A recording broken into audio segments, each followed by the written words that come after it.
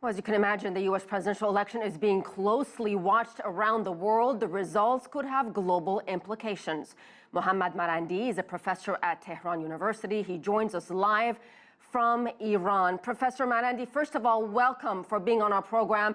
Iran's President Hassan Rouhani has said the choice in this race is really between bad and worse. One of these candidates will win the election. What about ordinary Iranians? Right. How closely are they watching this? What do they want to see? And frankly, do they care?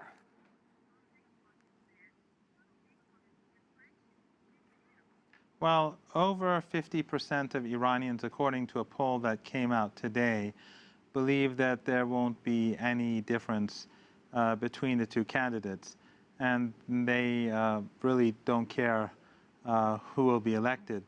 And there are those who think that perhaps Hillary Clinton would be worse and others who think that Trump would be worse. But I think that on the whole, the view is that neither of these candidates will be willing to create a major shift in U.S. foreign policy and to move towards de-escalation in the region.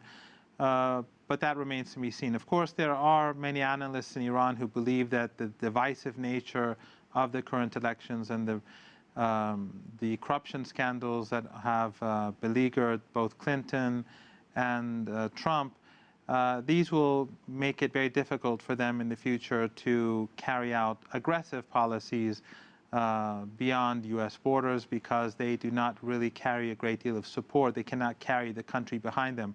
Not only will their opponents continue to oppose them, but even their supporters are divided. For example, when we look at Hillary Clinton, we see people from Michael Moore to the neocons are both supporting her, and these two wings are very hostile towards each other. So the United States is moving into a period of where if a reasonable president comes to power, it would be more inward-looking.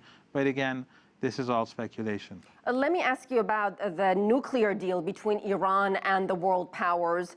Trump has openly and repeatedly called this deal a disaster. What will a Trump presidency do to this agreement that took years of negotiations?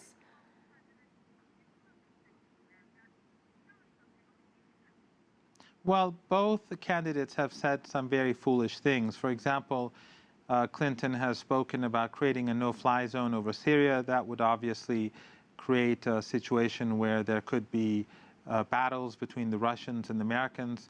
It's difficult to imagine that she would really attempt to carry out such an act. On the other hand, Trump too has said that he'd tear the deal. We have to see if he comes to power, if that's really just campaign rhetoric or whether he'd really try to carry it out.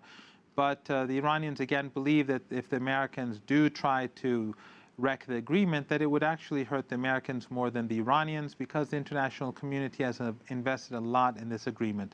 The Russians, the Chinese, the non-aligned movement, even many European countries would look upon this very negatively. So I don't think it will really help the United States if either candidate was to move towards escalation.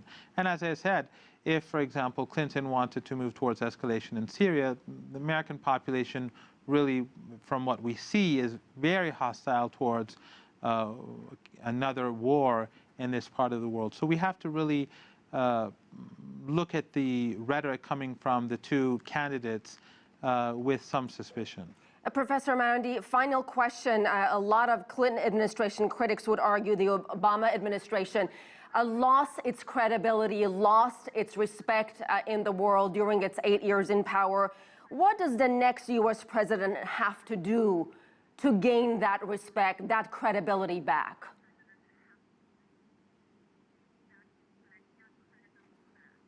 Well, I think the way in which some people in the political establishment in the United States view credibility is different from that of the international community. They view the United States as exceptional, as being superior to other parts of the world, as being more civilized, as having extra rights, as being special in every sense of the term. Whereas I think many in the international community believe that if the Obama administration has been discredited, it is because of the aggressive war in Libya, which has destroyed the country.